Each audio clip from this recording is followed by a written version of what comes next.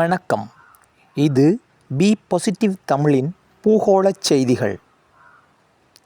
சீன விஞ்ஞானிகள் மிக பிரம்மாண்டமான இயந்திரம் ஒன்றை கண்டுபிடித்துள்ளனர். இந்த இயந்திரம் அதிக ஆற்றல் வாய்ந்ததாக அமைந்துள்ளது. பூமியினுடைய புவியீர்ப்பு விசையை விட பல மடங்கு ஆற்றல் கொண்ட இந்த இயந்திரத்தை கொண்டு பூமியிலே நிகழ இருக்கின்ற பல்வேறு இயற்கை அனர்த்தங்கள் பற்றிய ஆய்வுகளை மேற்கொள்ள முடியும் என்று அந்த விஞ்ஞானிகள் நம்பிக்கை தெரிவித்துள்ளனர். ஆஸ்திரேலியாவிலே கடலுக்கு அடியிலே ஆய்வுகளை மேற்கொள்வதற்காக அனுப்பப்பட்ட ரோபோ ஒன்று பல மாதங்களாக காணாமல் போயுள்ள நிலையில் 270 நாட்களின் பின்னர் மீண்டும் அது தன்னுடைய சிக்னலை வெளிப்படுத்தியுள்ளது. மகிழ்ச்சியடைந்த ஆய்வாளர்கள் அந்த ரோபோவை ஆய்வு செய்த போது அது மிகவும் ஆபத்தான செய்தியொன்றை வழங்கியுள்ளது. அண்டார்டிகா கடலின் கிழக்கு பகுதியில் பனிப்பாறைகளுக்கு அடியிலே மிகவும் வெப்பமான கடல் நீரோட்டம் பாய்கின்றது.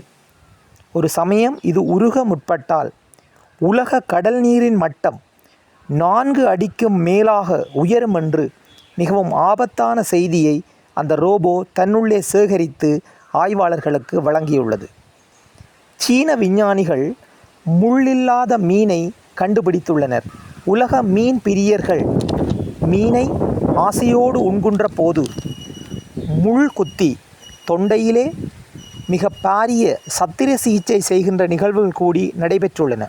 இதனை நீக்கும் வகையிலே சீன விஞ்ஞானிகள் முள்ளில்லாத மீன் வகையொன்றை கண்டுபிடித்துள்ளனர். உலக அளவிலே பங்குச்சந்தை முதலீட்டாளர்களின் தந்தை என்று அழைக்கப்படுகின்ற வாரன் பஃபெட் 60 ஆண்டுகளாக தான் வகித்த CEO பதவியிலிருந்து ஓய்வு பெற்றுள்ளார். மொராக்கோ பகுதியில் அமைந்துள்ள பஹியா அரண்மனை இப்போது பல்வேறு சுற்றுலா பிரயாணிகளை கவர்ந்த வண்ணம் உள்ளது. பல்வேறு கை வேலைப்பாடுகள் மற்றும் செதுக்கல் வேலைப்பாடுகளை கொண்டு 180க்கு மேற்பட்ட அறைகளை கொண்டு அமைக்கப்பட்ட இந்த அரண்மனை 14 ஆண்டு காலமாக செதுக்கல் வேலைப்பாடுகள் இடம்பெற்றதாக குறிப்பிடப்படுகின்றது.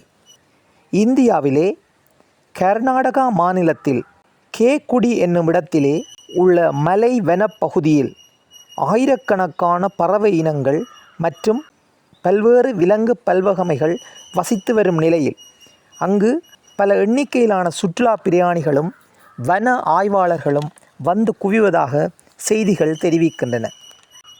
அமெரிக்காவினுடைய டாலரை வீழ்த்துவதற்காக பிரிக்ஸ் நாடுகள் புதிய நாணய அலகை உருவாக்கி அமெரிக்க டாலரை சரிவடைய செய்ய போவதாக அமெரிக்க பொருளியல் ஆய்வாளர் ராபர்ட் கியோசகி குறிப்பிட்டுள்ளார்.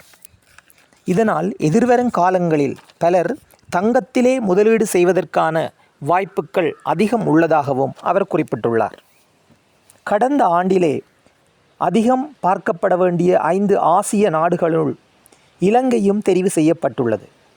இதனால் இலங்கை வாழ் மக்களும் இலங்கையும் அதிக மகிழ்ச்சியில் இருப்பதாக தகவல்கள் தெரிவிக்கின்றன. அமெரிக்க பொருளாதாரம் வீழ்ச்சியடைய போவதாக டெஸ்லா ஓனர் எலான் மஸ்கினுடைய தந்தை எரோல் மஸ்க் எச்சரித்துள்ளார்.